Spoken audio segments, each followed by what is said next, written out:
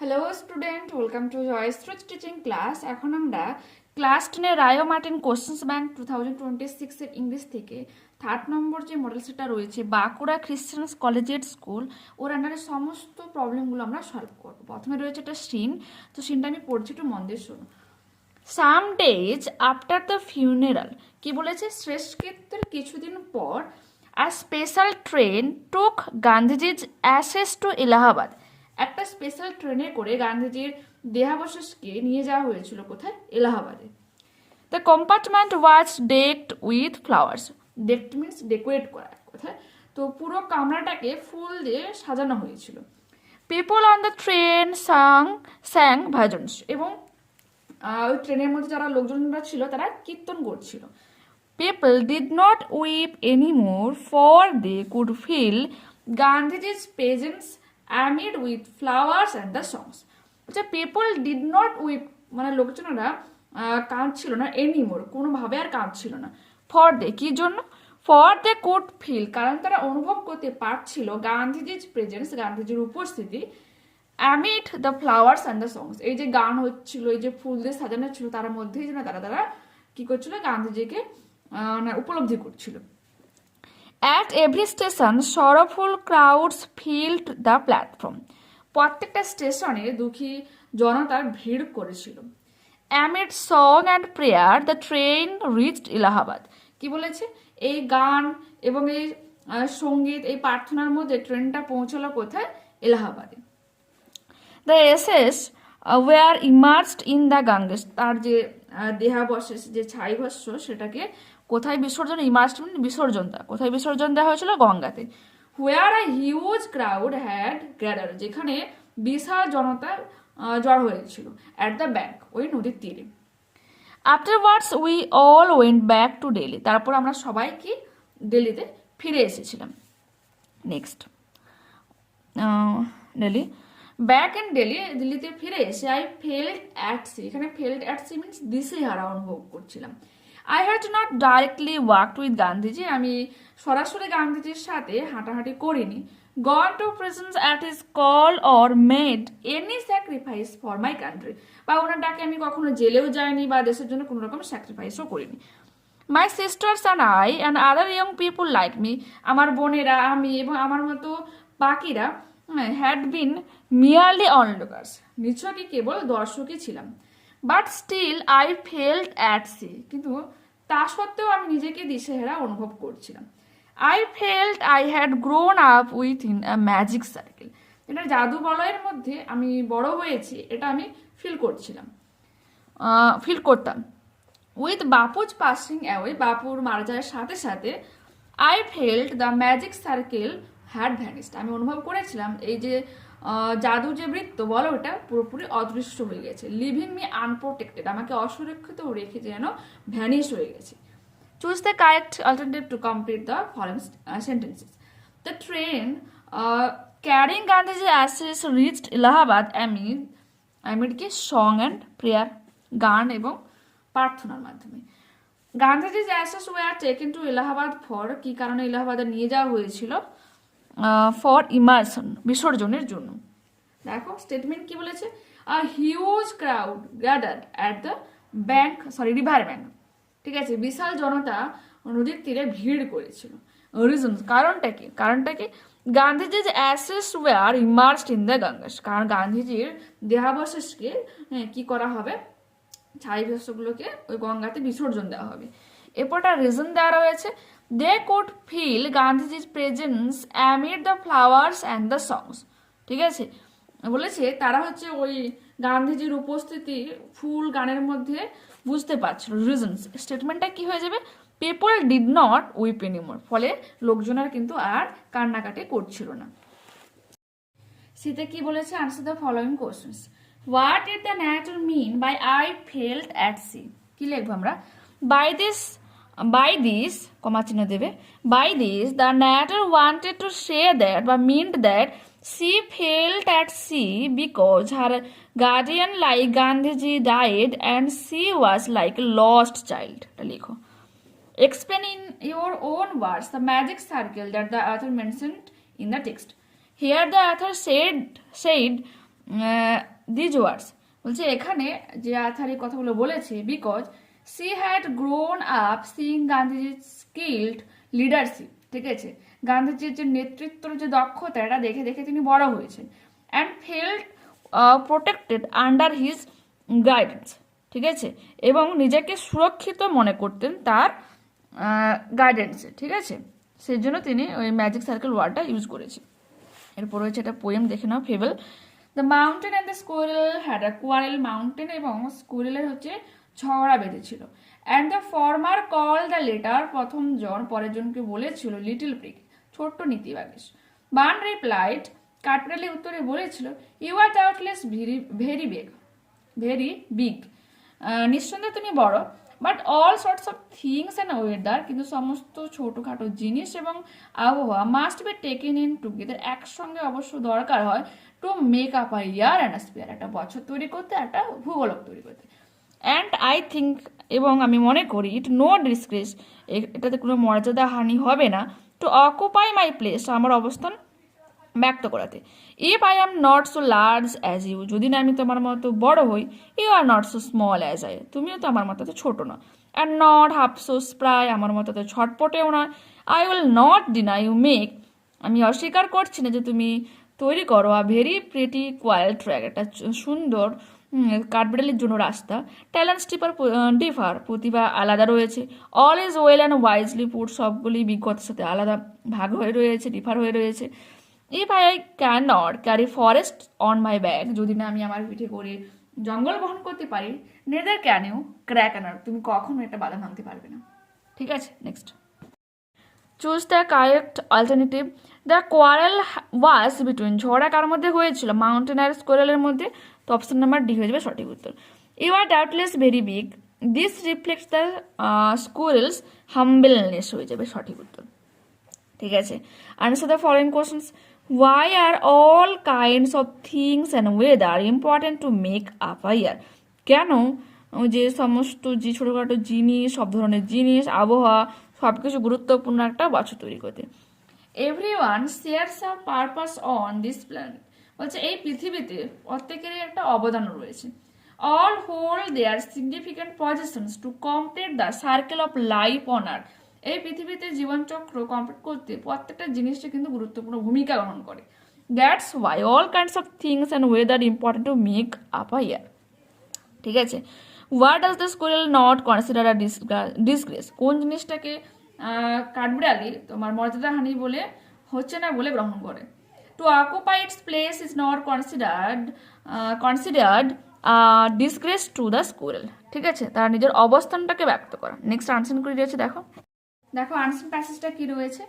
If I had what he or she has then I had be happy, যদি আমার তার মানে ছেলে বা মেয়ের কথা বোঝানো হয়েছে, যে তার মতো যদি কিছু থাকতো তাহলে আমি হ্যাপি হতাম।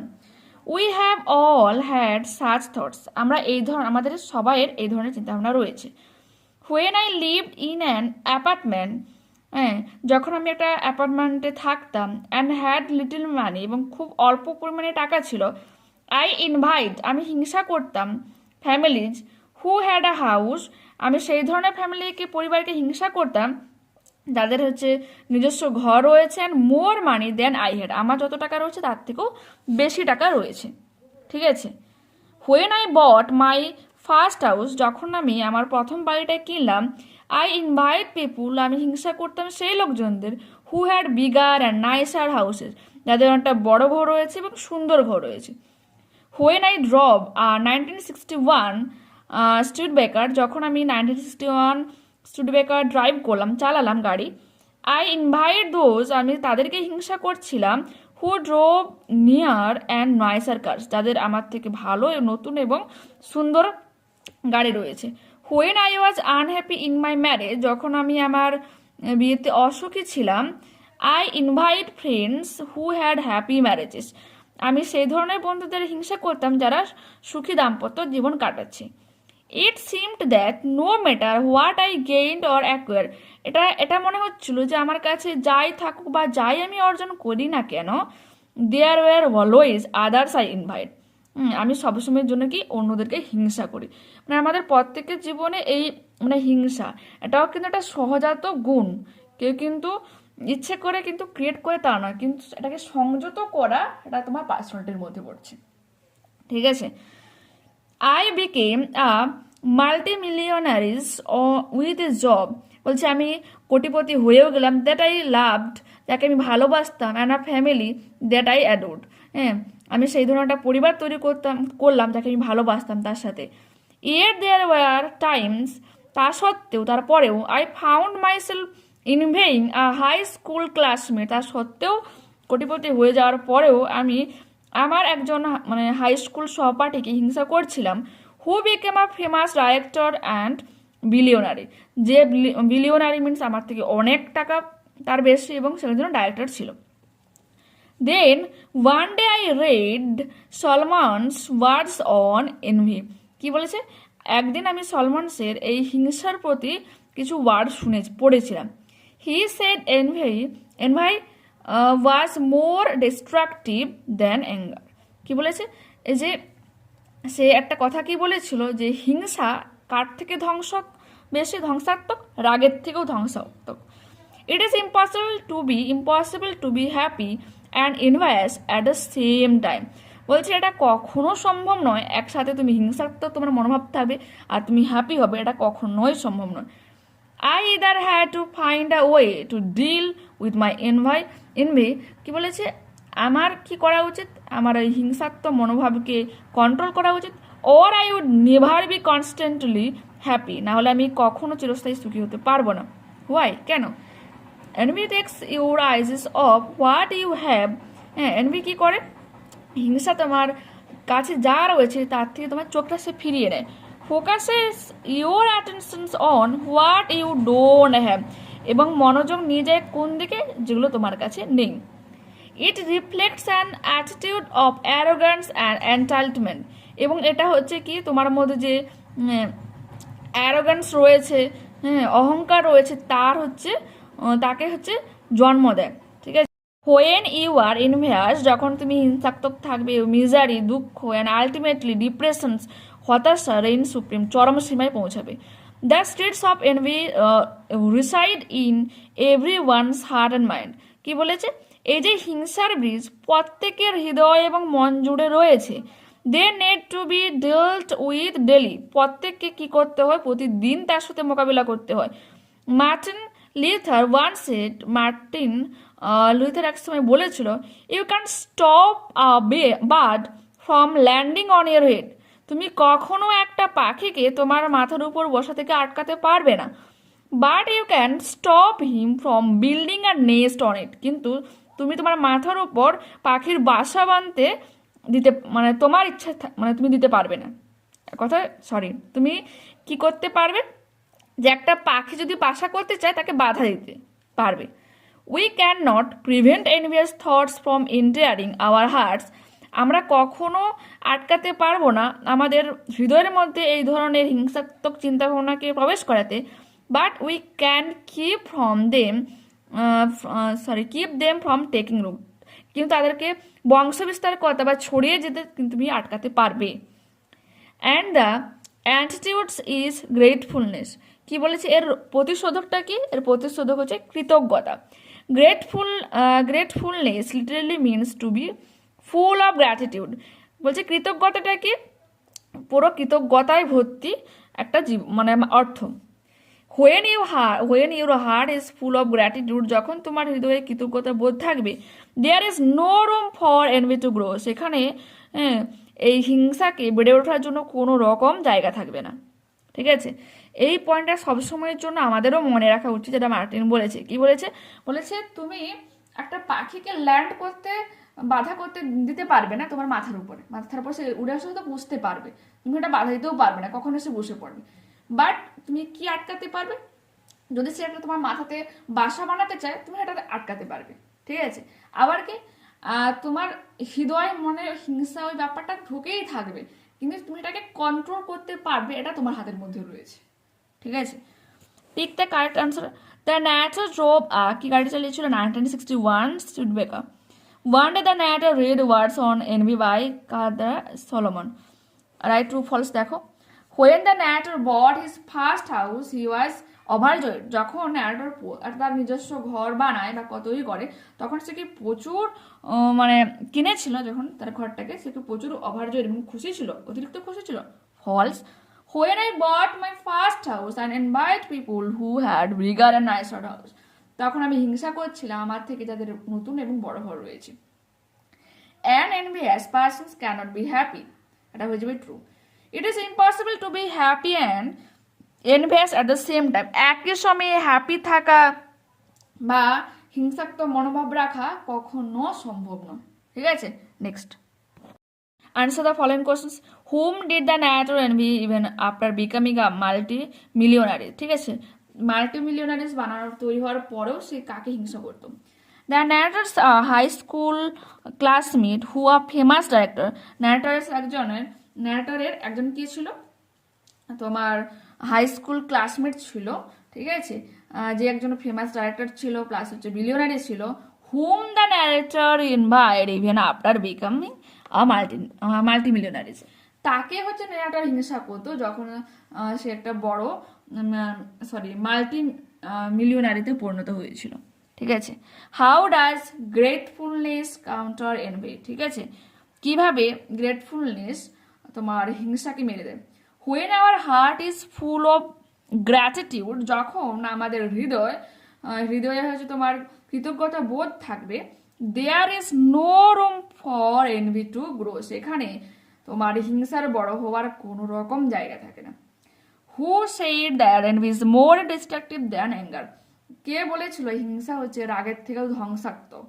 Solomon said that envy is more destructive than anger. Grammar and vocabulary দেখো। I own a land measuring half cut hat the baker, আমার বাড়ির পেছনে উঠানে যেখানে কি ছিল আমার ওই হাফ কাটা জায়গা ছিল, মানে হাফ কাটার মালিক ছিলাম আমি। I made a plan to turn it in a garden, আমি চিন্তা করলাম বা একটা মতলব করলাম যে আমি ওই জায়গাটাকে কি করব, একটা বাগানে পরিণত করব। ঠিক আছে, এরপর রয়েছে দেখো do as directed. My friend said to me will you go to school today, narration change. My friend asked me, যেহেতু ইন্টারোগেটিভ সেন্টেন্স তারপর WH ওয়ার্ড নেই, সেজন্য আমরা ইফ বসাবো, ইফ বা হোয়েদার। ঠিক আছে, my friend asked me if I would go to school that day. ঠিক আছে, টুডে থেকে কি হবে, দ্যাট ডে বা দ্য ফলোয়িং ডে এটাও বলতে পারো। Who does not love his motherland, affirmative করতে বলেছে। Everybody loves his motherland. ঠিক আছে, প্রত্যেকে তার মাতৃভূমিকে ভালোবাসে। কোশ্চেন ছিল কে তার মাতৃভূমিকে ভালোবাসে না? ঠিক আছে, আমরা কি লিখলাম, প্রত্যেকে তার মাতৃভূমিকে ভালোবাসে। I am ill, I can not attend my duty, আমি অসুস্থ, আমি বলো তার আমার ডিউটিতে অ্যাটেন্ড করতে পারিনি, যোগদান করতে পারিনি।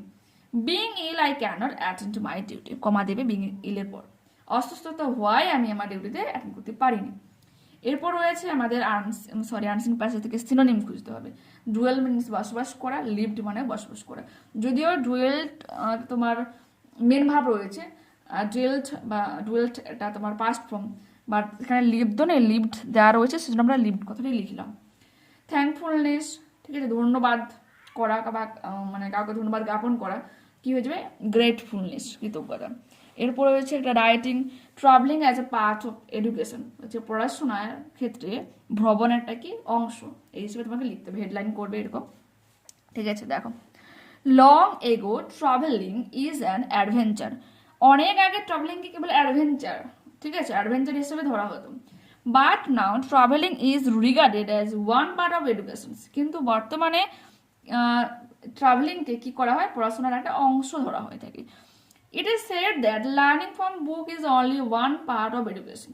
বই থেকে পড়া হচ্ছে এডুকেশনের একটা ভাগ, শিক্ষার একটা ভাগ। Travelling is another part of it, আর এর সাথে এই ভ্রমণটা হচ্ছে ওই এডুকেশনের অন্য একটা part. To see the unseen and to know the unknown is inherent in human nature. কি বলেছে, অজানাকে দেখা, তারপর অচেনাকে দেখা, অজানাকে জানা, এটা মানুষের কি ইনহেরেন্ট, সহজাত একটা নেচার, মিনস প্রকৃতি। Book provide us with only bookish knowledge, বইগত পুঁথিগত নলেজ দেয় কি বই। But travelling can make it perfect, কিন্তু ভ্রমণই এটাকে পুরো যথার্থতা প্রদান করে। It brings up into contact with different people and different ways of life. এটা আমাদেরকে নিয়ে আসে, কোথায় নিয়ে আসে? বিভিন্ন ধরনের মানুষদের তাদের বিভিন্ন ধরনের জীবনে বিভিন্ন পথ সম্পর্কে আমাদেরকে মানে ক্লোজ নিয়ে আসে আমাদেরকে।